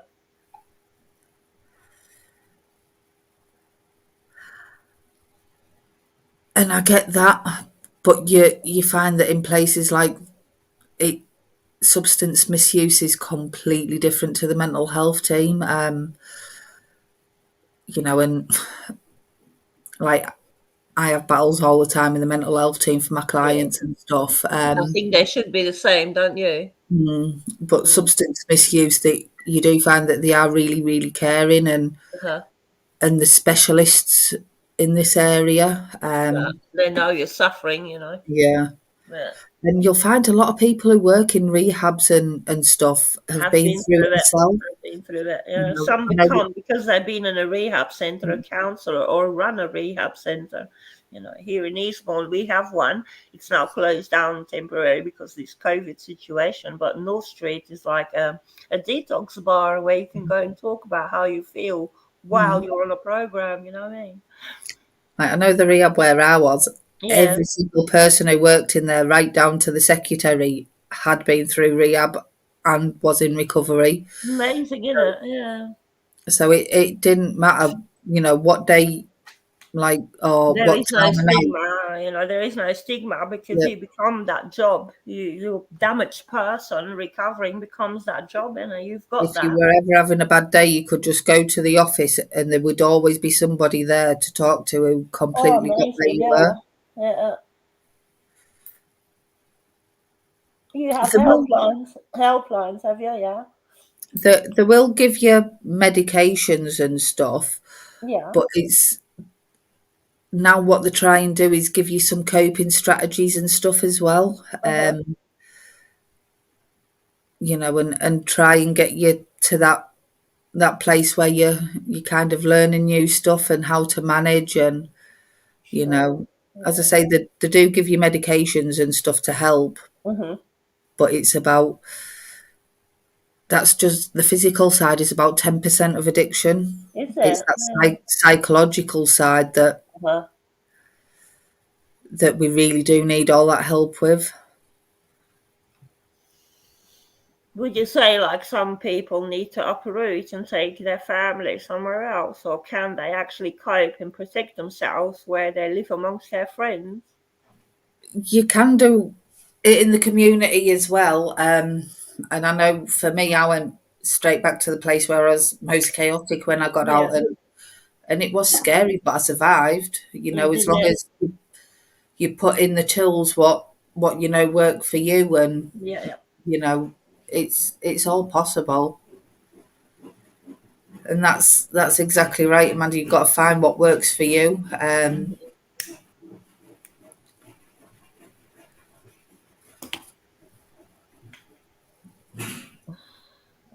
Because everybody's an individual. Yeah, any advice given, you said it on your chat, it comes from a personal perspective, you are not that person that is going to cure someone. You're just sharing your experience, hoping it would lift someone's day and help someone. So in detox facilities, they are run by like nurses and people like that. They're medical professionals. Yeah. They're trained to do that. Once you get to rehab, they don't have an in-house nurse, but they will get you registered temporarily at a GP. Yeah. Well, that's what they did with me anyway. Yeah. But in the detox, they are all run by prescribers and nurses and people like that. Do Just these detoxes, do they provide like a service of prompting you for appointments and making sure you get there then, do they? so what a detox facility is, that's more of, if you think of a hospital unit, Yeah. but for people who are detoxing from drugs and alcohol. Is it like a care home setting? I've been in them. Is it care home? Similar, Yeah. but it's more medical, more clinical than the Of rehab. course, yeah. Because I would like, for instance, have a carer taking me for a seafront walk where you would have staff Yeah. arranging things for you. Yeah. You see, you normally find in detox that everything's done in the building, Oh, because yeah. detoxes, you're not usually there for a long period of time. It's Very like, residential. It's in the doors yeah, inside. so my detox was 2 weeks, and I was only, Did you feel like it was a secure unit, or was it open unit with well, rules? it was very different when I got into recovery. Yeah. I actually got put on the mental health unit because the substance misuse service, You can compare it. You know the yeah, difference. Yeah. they had 2 beds on the mental health unit, and obviously I was surrounded by people who were sectioned and quite poorly, and that was hard. No, it's the rehab afterwards that takes a long time. So Yeah. for me, the detox itself, to get the And drugs out of what? the system, was a Yeah. couple of So weeks. what you went through, what suits you best? It's the actual detox, isn't it? Yeah, Yeah. so that, Not the mental health facility. That's not for you, is it? no, No. but back then that was the only option we had. It's But I'm all changed. glad in a way you can compare it, that Yeah, you're not mentally ill. You are a different form of distress spiritually. I don't class illnesses as such, because your self medication is your addiction, your substance is your self medication. So your illness is actually spiritual distress that you are self medicating. Now, when I compare PTSD to addiction, then I would actually say these are two different settings, two different completely forms of distress, that you shouldn't say that someone automatically is psychiatric because they got an addictive personality in it. So I'm glad that you know and you appreciate that these detox facilities where you were are like 100% better for you than these nut homes. so what usually happens is, like, the detox itself, that all that is getting that substance out of the body. No So that will psychotherapy be short much. Yeah. term, and the long part is the rehab afterwards, which does all the psychological work. But you can detox from home, and while you're actually doing the last part of your detox, you will get people come to visit you at home from the drug service. Well, that's what we do anyway in the service where I Now, work. does that exist on probation? Is there people that are allowed to do that at home with the tag thing? Are they? No, that probation is something completely different. They don't have that. What you did, probation wouldn't allow that. What you did at home, just detoxing, they wouldn't. I'm not sure with probation, but it's done Yeah, I through the wonder drug now. service. Mm, Because I work for a substance misuse service. So what we do if people are detoxing from home, they'll have daily contact. Not every day is a home visit, but no, we will do home visits and telephone support every day while you're detoxing. amazing. Yeah, So it can amazing. be done at home as well. Uh, Um, but I think it's about work finding out what's the best route for you. But usually they'll reduce you know, to an amount where you want to come off it, and then give you like a pack to take home. You know, like with Buscopan, and all that kind of stuff in it, yeah, yeah. and you will get that daily contact while you're detoxing. Right. Your body, your detox body, is it? But yeah, you do get a lot of support if you are doing it from home. Yeah. You still okay, Mel? You're not sad, are you? You're just thinking. You're not sad. Yeah, I'm just trying to think how to word it Thinking, and yeah, stuff. yeah. I was wondering if you were sad, but you're thinking, yeah.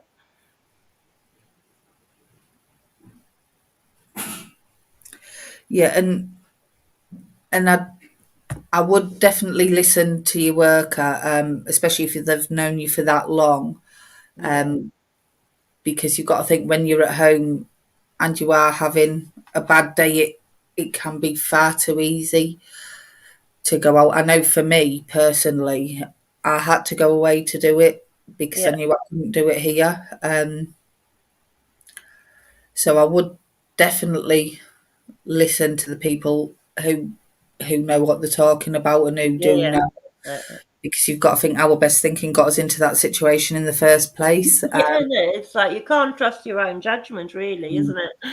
Yeah. And especially if you've got all that fear going on, you may convince yourself, that you don't need it because you have got that fear.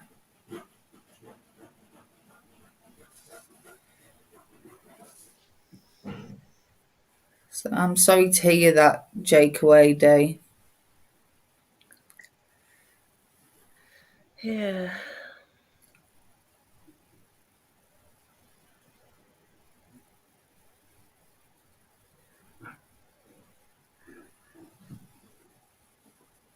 So what I would do rather than overthinking the situation, Jade. Social services, they have a pet service for that. You have to approach social services together with the mental Yeah, you health can team. get Yeah. it fostered and stuff, but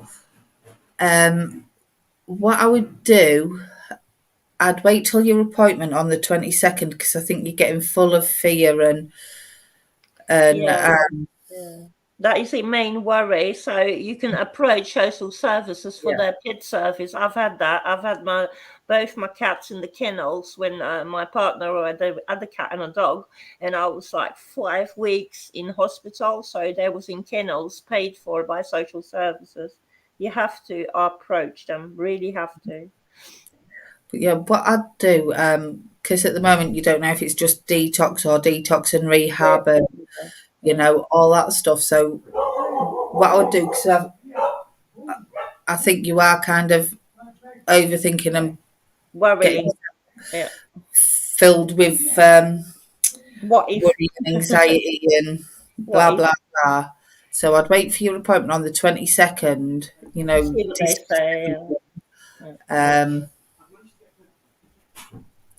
So discuss everything with your key worker, because if you're just doing the detox part, that'll only be a couple of weeks. If you want to go on to do the rehab part, Yeah. you can speak to them about your concerns about your parrot. They can inquire if you're allowed to take it. If not, they can inquire, if there's any parrot sitters anywhere That's or. it, because they don't want you worrying while you're in treatment, because that would block the treatment, wouldn't it?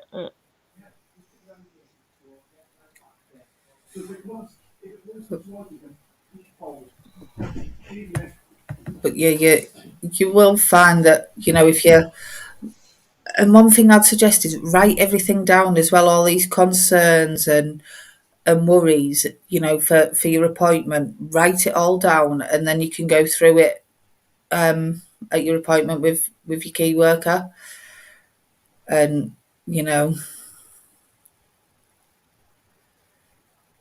get it all out on the open, and they can discuss all that and may be able to get things put in place for you. Yeah, everybody does so. Get yourself a little notepad and write down all these questions, what you have. That's it. A little writing journal. Yeah. Yeah, Your and own write it little down. And then your when own you little come to it, book. it's all there, and you can discuss everything. And as them questions get answered, you can tick them off, and then you know what you're dealing with. And sorry, Jake, I didn't mean to pass you over, just because I was kind of speaking to Jade. But yeah, I am really glad that you have got that support in place. Do you have any friends or family close by? Because they might be able to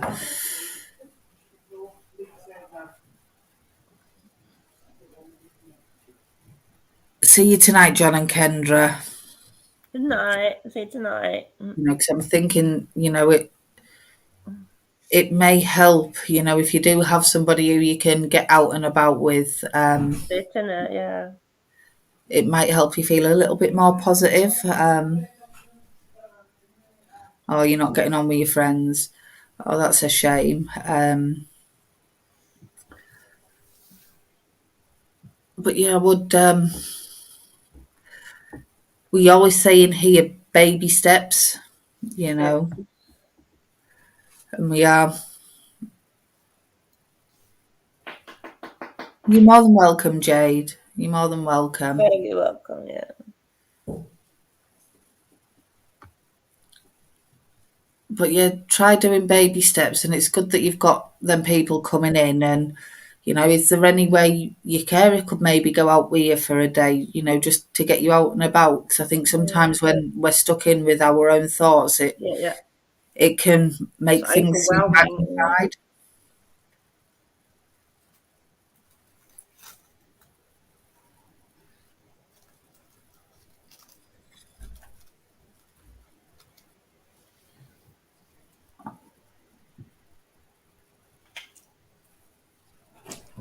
Anytime, Jake, away. You're more than welcoming in here. Yeah. And we have got a good group here who's like really supportive. So Right. Let's try. even if you come in here and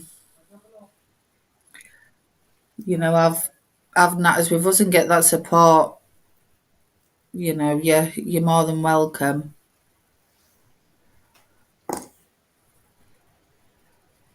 Exactly, Amanda. I like that.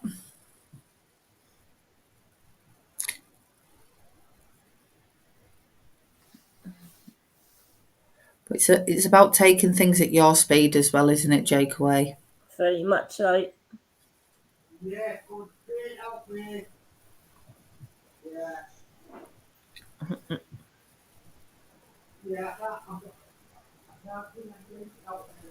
I know you're too far for me as well, Andy.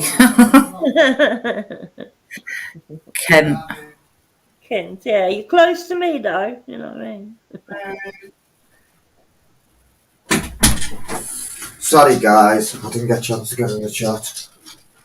Yeah, if Jade's got any questions, she should fire us an email over, man. Yeah. I'll get back to her. I've suggested that she writes all the questions down and takes it to a worker. Yeah. Yeah, man. You'll be alright, mate. Keep that head on, man. And Jake's coming and discussing about how much he's struggling and stuff with anxiety and whatnot. Right. It's horrible anxiety, isn't it? Just so you upset, I'm just going to run to the loo. Okay. Yeah, man. Keep your head on, man. Jade, keep that positive, man. Positive. Positive vibrations, man. Positive thinking. Get that head. I believe. Get that head. Head's 90% of it, man. You know. Amanda, what's your experience with anxiety? If you don't mind, don't think I'm putting you on the spot. I know, mate. It doesn't matter how old you are, brother, does it? Mental health affects us all in some way, I believe, anyway. Yeah. You know, I think there's good mental health and bad mental health.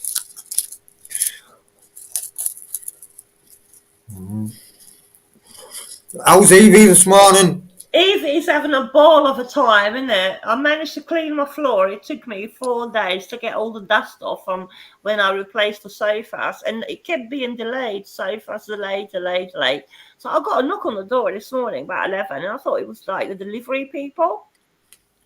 It was the council, and they came and asked me for my sofas. I said they're out there. They've been out there a week because, obviously I got the date wrong or dated. And they said, yeah, we just come past there. There's nothing there. I said, come on, they've been there. So I walk on bare feet, my pajamas on, and I showed them where it is. And they're gone. So there were 2 bed bases of corner units. They're like the size of bed bases. They're big little corner units. They're both gone. So someone must have thought, yeah, if I don't use the cushions, but everything was gone. So yeah, the the bases of 2 corner units are gone. So I have confirmation that with the week delay or something, they are delivering today my corner unit. It's about, it's from the 70s, so it's well old. It comes from a vintage shop. And Hasn't it come yet? it's cheap. Yeah, I thought I was ripped off because I paid like £40 in delivery, and the day they said it was going to deliver, like Friday, they was gonna, and it didn't. And it took my money, and I was like, and then I went to look, and support is on the website, support Vinteria. Vinteria is in London. So yeah, it had been dispatched on the Friday. The van broke down, and I can have it today. So I was expecting it Monday. So I said, well, it hasn't arrived. It's 8 o'clock at night. Can I have a full refund? And they said, no, wait, it's coming tomorrow. If today it doesn't come, I don't risk anything. I just take this conversation that I had with them to the bank, and they stop the payment if I get ripped off. Yeah. Yeah, I have bought it in January, but put it off because the council collection was this week. So we've got that out of the way. So the last hurdle is I've got to see it arrive, and then I'll show you. Go on. I think it'll come, Evie. I think it'll come. Yeah, I don't easily let go of £500-something, and I checked the website about 20 times, the reviews and things. So I think it'd be all right. It's just I got into this situation with the council being a week late and then not delivering on a Friday. You know what I mean? You do panic. You don't want to let go of money when you've been poor. Poor. I know you will panic, mate, but I think it'll be okay. Yeah, I think so. Yeah, my family said, well, yeah, my parents said, yeah, if it doesn't happen, you got your money back, and if sofa, and if you have your sofa, because I'm sitting on the extensions of my corner units, which I kept both, and I made a sofa with it temporarily, the cushions in my back, and I'm sitting on the puffy. You know what I mean? Go on, Evie. Go on. Do you want us to make a smoke, mate? Or do you want me? Why you do that? Here, I'll do it. It's I was going to do stuff out there because it's changing the season. I've got a whole yard, and it's moss, and I've got a crazy, demented Spanish lady who keeps throwing cat poo on my yard because she thinks all the cats of all the neighborhoods are Chihuahua. Like my deaf neighbors, they got Chihuahua. Downstairs, they got 2 Maine Coon mixed Persian rescue cats, and I've got one. So they've all got concrete. As soon as they see a bit of grass, they will poo, but her is very weedy. Now, we keep finding hundreds and hundreds of turds thrown over the wall on our yard. I can go and do something about that. We've installed cameras, and we got the police around for biohazard, but nothing can be done until we film the person doing it. But yeah, she's at night, demented, comes out, and she reaches in our yard and sorry, Evie. No, it's fine. I said my thing. She throws it over. That's not pleasant. Hi, Mum. What word? Them turds in the yard, hundreds of turds. You know what I mean? Oh, that's not good. But I Yeah, just want no, to. she's not allowed to carry on. But yeah, we've not caught her, so I'm not going to sit there check camera if she throws it. I mean, at night vision will come on with movements, but not with small objects being thrown. you know. Yeah, just want to pick up on what Amanda's saying Yeah, to Jake away. yeah, Because he says he's tried for years but keeps failing. What I say to that is don't be too hard on yourself and just keep trying. Because you can't unlearn what you've learned, but sometimes you have to learn new coping strategies. And you're welcome in it here like anytime, because there is a wealth of knowledge and experience in here, Jake away, and use it to your advantage. You know, find different coping mechanisms from different people, yeah. and But life changes all the time, and so do you. So you exactly. need to find new ways of You know, coping with you, it. Yeah. you're 18, and like you will change as you get older. Find new It's ways. inevitable, and I am a great believer as human beings we constantly evolve and we constantly learn from the people around us. So use this as like a safe space to get that Yeah. support and build up your confidence. Because there are a lot of lovely people in here with a wealth of But knowledge who.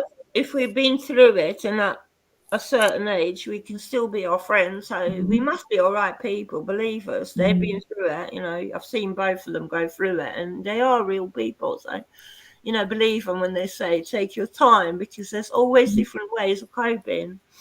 Yeah, and it's about finding the ways that work for you. So take suggestions on board, find what works for you, you know, and I am a great believer in try lots of different things and find the best fit for you, because we're all individual, and what works for one might not Might be work a for disaster. another. It might be disaster for the next person. You know what I mean?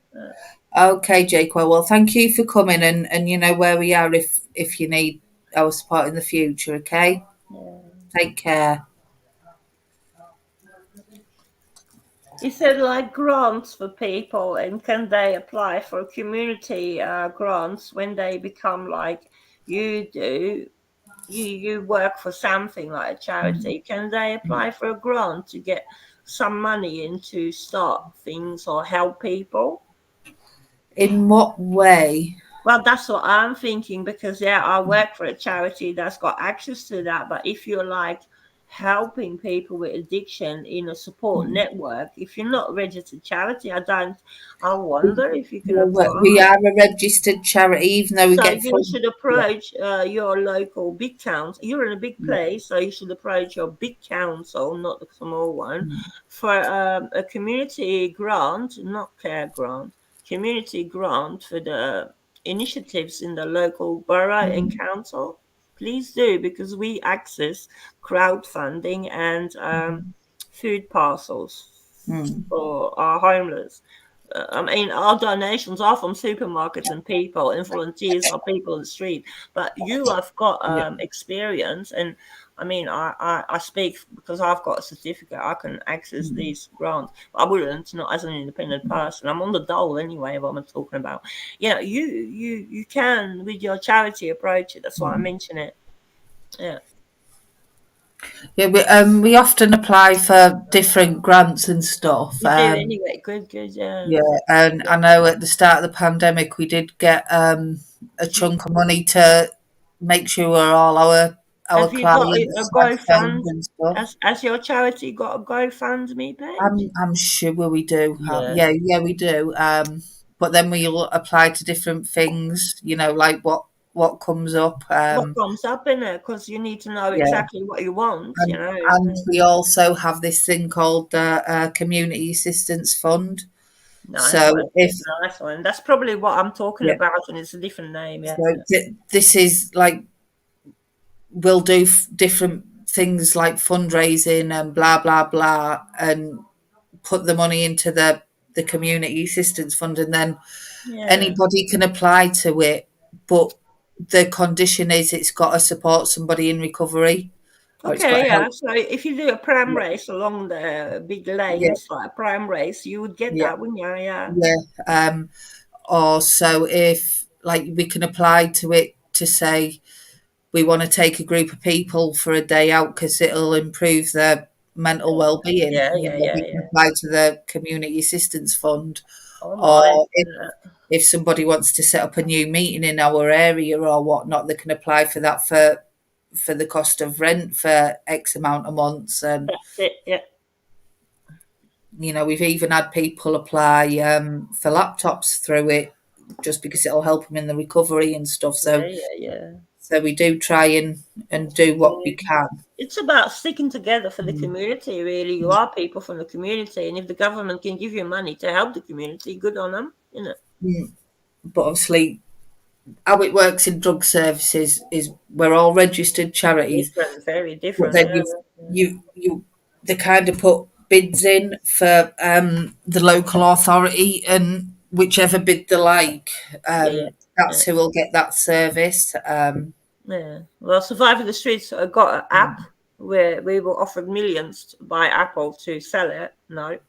So we didn't sold the app because it was quite a good new thing before the NHS or anything. Just given all the services are of the whole nation are on Surviving the Streets UK. So you get that, you download it. You don't need afterwards connected on the internet. But you do need a smartphone. So then you pull up your region and every service my friend Nicola has put on there on the app of Surviving the Streets UK. So if you need, and as a charity, you can do that, but you need that person that can make the app. We luckily had young people that have got them skills. But I'm telling you, there's hours and hours of work go in it. But you can be that personal friend, even through an app online. These sessions, I mean, I call them sessions because me as counsellor, I find them even heavy going because, obviously Mel knows her stuff, talks his experience. And me as counsellor, I see that you as viewers touch really heavy subjects. Really. You're doing well, man, you know. Thanks, Evie. No, I would say it because I enjoy being on here, but I do realise to sit back, I'm completely different. You know, yeah. I learn in a way something. It's got nothing to do with me because I wouldn't use it for more than medicinal because otherwise I go looping. Yeah. But I think your knowledge and experience is massively helpful to this chat as well. Is it? Does it help a little bit? Because Definitely. I am completely different trained. I use different words but I see how we can meet halfway, innit? You know, I am a great believer in giving people that information and they can find what works for them. So by accident, I didn't know, Mel, that you was a charity worker. I'm a charity worker. This has happened quite by accident because, you know, no one knew I was a registered counsellor for the homeless when I was telling my story like a distressed loon, you know. Yeah. But obviously we do get wages and stuff where I work, even though it is a charity. I would get expenses paid if I need them. Luckily, I live behind a shopping centre where 30 of my clients begging right now. Yeah, I do get a salary, even though it is a charity. I love you. Tell the guys I'll see them tonight. Right, Tom says he'll see you tonight. You still got to do loads, day in it, daytime. He's got his mum on the phone, and I think there's something going. Can't be doing it. Okay, then this is life. This is real family vlogging. You know what I mean? This is life. So I may have to jump off because he looked a bit stressed there. So I don't know what's going on with him. Do you have children, Mel? Yeah, but they're all grown up now. Mine, really? 22-year-old and a 19-year-old. I've got a musician and a farmer. Lovely. And I've got a daughter that's 29 and she lives in Belgium all her life. So I've had access, but she was 4 when I come here. I wouldn't put a child through a moving country when you're on the run. I did that. I ran. But my eldest is at uni in Manchester and my youngest is at uni in York. Is that not amazing? You've got 2 in uni. Hey, you must be brainy, you know. Now, it kind of blows me away because obviously the life I had, they seen me through my addiction and, you know, and they see me get well and now they're both off at uni and it's like, wow. You know, Mine he was was a about teacher, it. and now she's a veterinary nurse. Yeah, she was a teacher, so she done well Mm. for herself, and now that completely changed career at 25, I think. Yeah. Mm. Mm. So yeah, all good stuff. Good And stuff, in it. You know, maybe experience got them there. You know what I mean? Your experience. Warrior kids.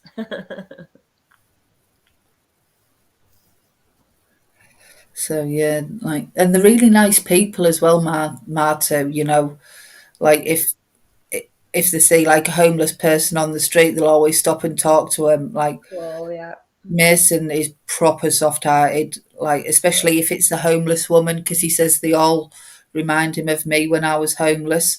So Sure, he'd give yeah. him the last pound even if he's skint, Oh, bless him, yeah. you know, Because because he knows he can get it, and the other person might not be able to get it mm, that quick. Yeah, yeah. and they always like remind him that I was on the streets like that, and he's got a That's lot of it. time for Don't ever people like that. presume, yeah. Don't ever presume that person's not sitting there because he needs that. And, you Mm, know, this is what we do. We don't judge for what reason they mm, are there. If he sits in the freezing cold up to 8 hours a day, he needs that money. I don't care mm, what it's for. You know what I mean? yeah, Uh, and that's what We don't use Mason's the like, term professional beggars. We don't use that, you know. Don't exist. you know, and Bailey's he's flying. You know, got licenses for every kind of machinery you can think of, and Think of, yeah. always phones his mum once a week to see how she is, and Oh. so yeah, it's nice. Mm. Mason, it's usually phones me when he's in crisis, or if he's wrote a new song, he'll Yeah. send it to me. But Yeah. just busy getting on with life, which is nice.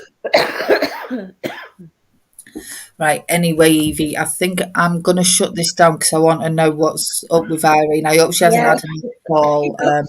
Support She your had a, partner. Yeah, support your partner in it. yeah. You know, Well, I know his mum had a really bad fall the other day, so it's I just important. want to go Yeah, and check everyone's okay.